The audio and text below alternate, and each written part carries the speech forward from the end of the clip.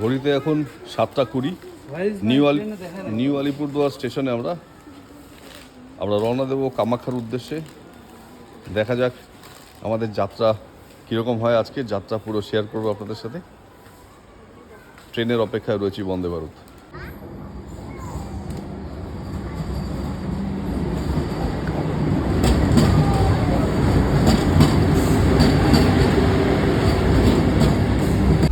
আমাদের জার্নি শুরু। এবার আমরা বন্দে ভারতের ভেতরে। তিতলি কোথায়? আমরা বন্দে ভারতের ভেতরে রয়েছি। এবার ব্রেকফাস্ট করবো, তারপর গুয়াহাটি পৌঁছাবো এই ট্রেনেই। সপ্তমীর দিন সকালবেলা, এখন ঘড়িতে 8টা বাজে। আমরা এখন উঠে পড়েছি ট্রেনে এবং এটা থেকেই আমরা ডাইরেক্ট পৌঁছাবো কামাখ্যা। তারপর ওখানে গিয়ে হোটেলে গিয়ে ফ্রেশ হয়ে তারপর মন্দিরে যাব। দেখা যাক, যাত্রা তো শুরু করলাম, আশা করি ভালোই কাটবে। তো সব গল্পটা এরপরে যেখানে যা বলবে আমরা আস্তে আস্তে আপনাদের শুনবো। আমরা এখন জলপরিতে বসে আছি। জলপরি মানে হচ্ছে আমাদের স্টিমার, যেটা করে এখন আমরা যাচ্ছি উমানন্দতে পূজা দিতে। কি কেমন লাগছে উমানন্দতে যাওয়ার রাস্তা? স্টিমারে বসে রয়েছি। স্টিমারটা নড়বে তো, কারণ নিচে তো জল না। জলপরি ওর নাম।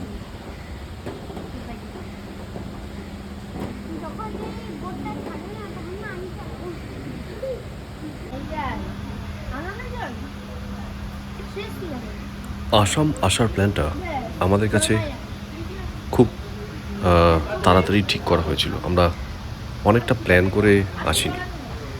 মহাসপ্তমীর দিন এখানে পা রাখার পর, আসামের মাটিরতে পা রাখার পর এই প্রকৃতি নৈসর্গিক ভিউ দেখতে দেখতে আমরা মুগ্ধ হয়ে গেছিলাম। ব্রহ্মপুত্রের উপরে স্টিমারে করে যখন আমরা উমানন্দের দিকে পাড়ি দিচ্ছি, সেই সময়টা প্রকৃতি ছিল অসীম সুন্দর। নদী, পাহাড়, আকাশ, সত্যিই ভালো লাগছিল এই প্রকৃতির দৃশ্য। আপনাদের সামনে তুলে ধরার অদম্য ইচ্ছে, যতটুকু পারা গেছে ক্যামেরা বন্দি করে নিয়ে চলে এসেছি আজ, তাই সেটা আপনাদের সামনে শেয়ার করছি। চলুন, আসাম ডায়েরি, এই মেসমেরাইজিং আসাম ডায়েরি আপনাদের সাথে শেয়ার করে নিচ্ছি। দেখতে থাকুন, ভালো লাগলে জানাবেন।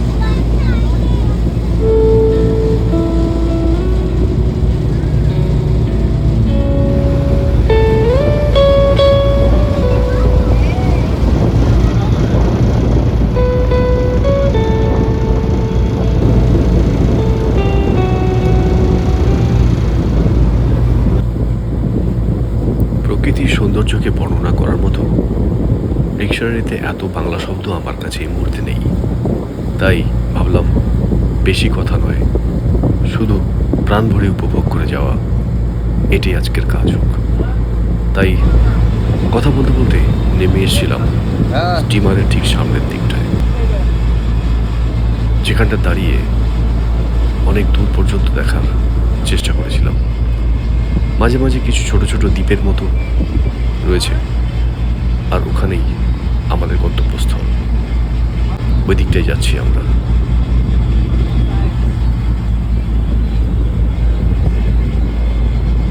ভিউ দেখালাম বলুন, স্টিমারের এই আওয়াজে আমার কথা তো ভালো করে শোনা যাবে না, কিন্তু এই অভিজ্ঞতাটা একটা অদ্ভুত ধরনের হলো।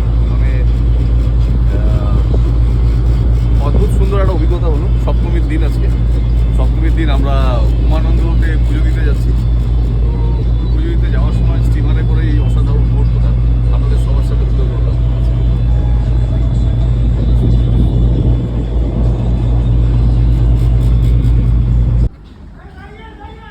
আসাম চলুন এবারে নামা যাক। হ্যাঁ, স্টিমার থেকে নেমে আমাদেরকে একটু হাঁটতে হবে। খুব অদ্ভুত সুন্দর এই জায়গাটা। মানে আসামের প্রত্যেকটা জায়গায় খুবই সুন্দর, খুব সুন্দর প্রাকৃতিক পরিবেশ। তো নেমে অনেকটা চড়াই রয়েছে, সিঁড়ি দিয়ে উপরে উঠে যেতে হবে উমানন্দ মন্দির। এই মন্দিরে যেতে গেলে। এসে এবার পৌঁছালাম। সেটাই যাত্রা করছি। বাজে এখান থেকে 3টে। আমাদের উপরের দিকে ওঠা শুরু। আর এইখানে লেখা রয়েছে এই মন্দিরের তাৎপর্য, এই মন্দিরের কাহিনী, এই মন্দিরের সৃষ্টি। এটা পিকক আইল্যান্ড। এই আইল্যান্ডেই উমানন্দ মন্দির। চলুন ভেতর গিয়ে দেখা যাক। উমানন্দ মন্দিরে পৌঁছালাম আমরা এখন। পুজোর সামগ্রী নিয়ে আমরা এখন হেঁটে চলেছি সামনের দিকে মন্দিরে পুজো দেওয়ার জন্য। উমানন্দ মন্দির, তাকাও একবার সামনের দিকে, সবাই একবার দেখে নিই। মন্দিরে পৌঁছে গেলাম আমরা লঞ্চে করে, অনেকটা দূর ব্রহ্মপুত্র নদীর উপর দিয়ে এসে আমরা শেষ পর্যন্ত পৌঁছালাম এখানে। এবার পুজোটা দিতে হবে। 3টে বাজে স্টিমারে করে আমরা ব্রহ্মপুত্র নদের উপর দিয়ে এসে এখন উমানন্দতে পৌঁছালাম। মন্দিরের পূজার সামগ্রী নিয়ে এখন মন্দিরে যাচ্ছি পুজো দিতে। পুজো দিয়ে আসার পর বাকি গল্পটা করব।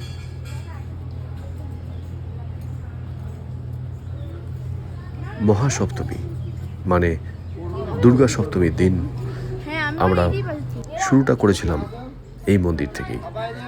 এর থেকে আনন্দের আর কি হতে পারে। পাঞ্জাবি পায়জামা পরে মণ্ডপে যাওয়া, ঢাক কাসরের আওয়াজ শোনা এবার ছিল একটুখানি অন্যরকম। এবার আমরা বাইরে চলে এসেছিলাম, মানে পুজোর দিনগুলোতে আমরা মন্দিরে কাটালাম। আর মন্দির মানে সত্যি একটা পজিটিভ এনার্জি, একটা পজিটিভ চিন্তা, একটা অদ্ভুত সুন্দর একটা পরিবেশ। আর এখানে আসার পর আমাদের প্রাণ জুড়িয়ে গেছিল। প্রত্যেকটা জায়গা দর্শন করলাম, এক এক জায়গায় ঢুকে দাঁড়িয়ে প্রণাম করে সেখান থেকে ওই জায়গার প্রাকৃতিক দৃশ্যকে উপভোগ করলাম। এ ছিল অভূতপূর্ব। সত্যি কথা, সব কিছুকে বর্ণনা করা সম্ভব নয়। শুধু চোখ মেলে দেখতে হবে আর উপভোগ করতে হবে। কই দেখি।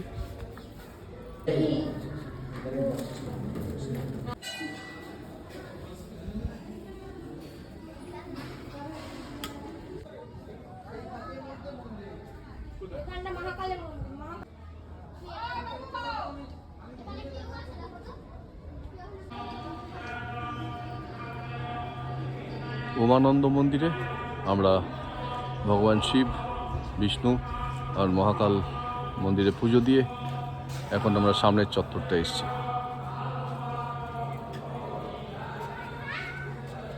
একটা কথা না বললেই নয়, আমাদের মানে বড়দের সাথে সাথে বাচ্চারাও কিন্তু তালে তাল মিলিয়ে হাঁটছে। এই যে এতটা সফর ট্রেনে করে আসা, তারপর আবার স্টিমারে করে জার্নি, তারপর আবার এতটা চড়াই পথ, পাহাড়ে ওঠা, এই সমস্ত কিছুই যেন কোনো ক্লান্তি নেই মনে, কারোরই মনে বা শরীরে কোনো ক্লান্তি ছিল না।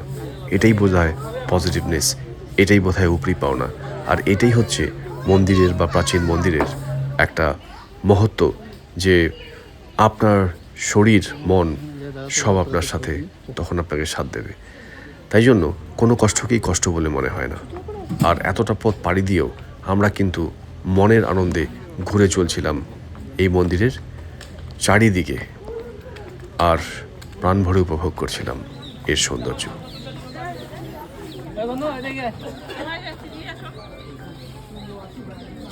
কি হলো, কি খবর? হ্যাঁ, কি খবর? পুজো দেওয়া হয়ে গেছে আমাদের। হ্যাঁ, ফিরে যাচ্ছি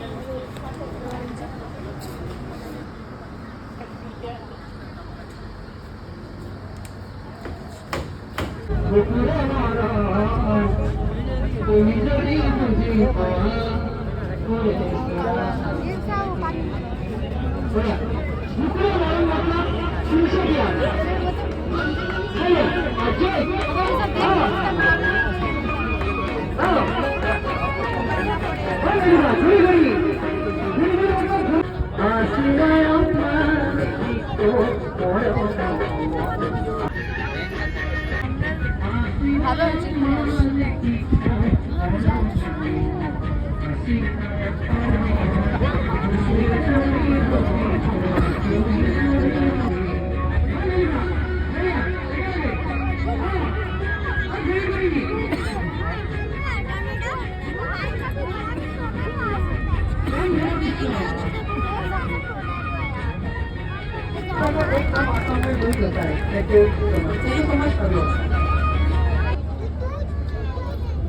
মাঝ ব্রহ্মপুত্রের উপরে স্টিমারে এখন আমরা দুপুর গড়িয়ে বিকেল আর একটু পরেই সন্ধে নামবে।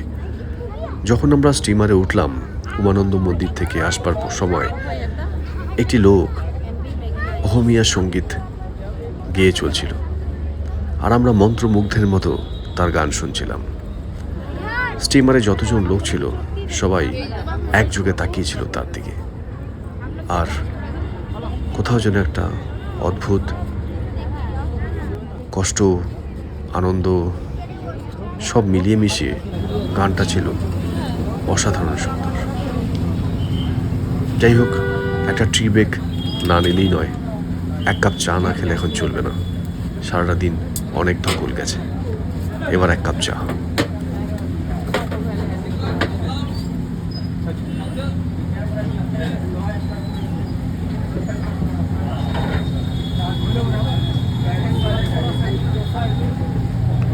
আজ বহু প্রতীক্ষিত সেই দিনের অপেক্ষায় আজ মহা অষ্টমী, আর আমরা কামাখ্যা মায়ের মন্দিরের সামনে। এখন সকাল 3টে, আমরা হোটেল থেকে বেরিয়ে কামাখ্যা মায়ের মন্দিরে ভিআইপি লাইনে দাঁড়িয়ে গেলাম। লাইনে দাঁড়াই, পরে পুজো হয়ে গেলে তারপর বাকি ঘটনাগুলো আপনাদের সামনে পুরো ব্যাপারটা দেখাবো। এই যে সব বসে আছে বাচ্চাগুলো,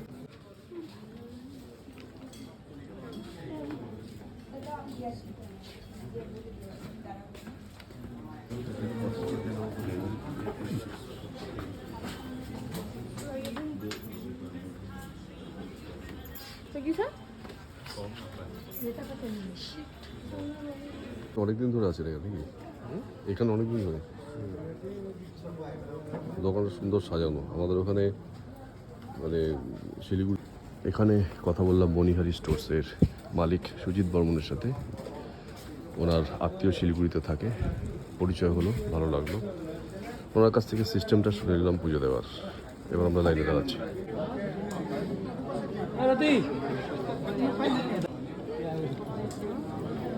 সকাল মানে রাতও বলতে পারেন, ভোরও বলতে পারেন। সকাল 1টায় স্নান করে আমরা যখন মন্দিরে পৌঁছালাম তখন 2টো। লাইনে দাঁড়িয়ে থাকতে থাকতে পূব দিকের আকাশ নীল হয়ে আসলো, মানে সূর্যদেব আস্তে আস্তে উঁকি মারছেন। আর একটু পরেই সকাল হবে। আমরা লাইনে দাঁড়িয়ে আছি। এই লাইনটা যথেষ্ট বড়, আর দাঁড়িয়ে দাঁড়িয়ে মন্দিরের সেই অপরিসীম শক্তিধর মায়ের, আমাদের মায়ের আরাধনা যেখানে হয়, সেই শক্তিপীঠ, সতীপীঠ কামাখ্যা মন্দিরের দর্শন করছিলাম। যত দেখছি মন ভরে যাচ্ছে। এ যেন দেখে মন ভরে না, যত দেখি আবারও দেখতে ইচ্ছে করে। চলুন ভালো করে দেখে নিই একবার মন্দির প্রাঙ্গণ আর মায়ের রূপ।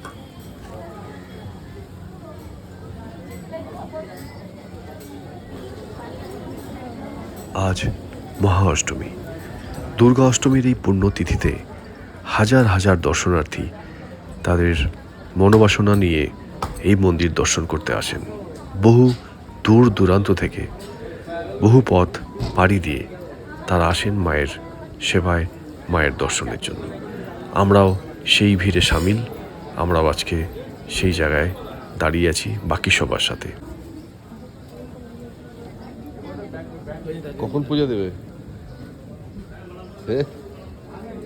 অনেকক্ষণ থেকে ওয়েট করে দাঁড়িয়ে আছি, আরো 1 ঘন্টা পর।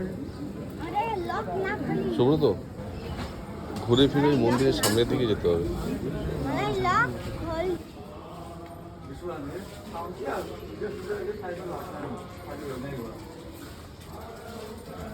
এখন আমরা ঘরে বসে আছি। টিকিট কেটে বসার পরে বললো 10টা থেকে 10:30 বা 11টা হবে পুজো মন্দির ঢুকতে। সকাল 3টার থেকে লাইন দিয়েছি, এখন এসে টিকিট কাটা কমপ্লিট হলো, এবার বসে আছি। দেখা যাক কতক্ষণে মায়ের পুজো দিতে পারি, মা কখন ডাকেন। মহা অষ্টমীর দিন আমরা পুজো সম্পন্ন করতে পেরেছিলাম দুপুর 3:30টায়। 12 ঘন্টা লাইনে দাঁড়ানোর পর পুজো দেওয়ার আনন্দে আপ্লুত হয়ে গেছিলাম আমরা। যাই হোক, ভালো থাকবেন সকলে। খুব শিগগিরই আবার দেখা হচ্ছে।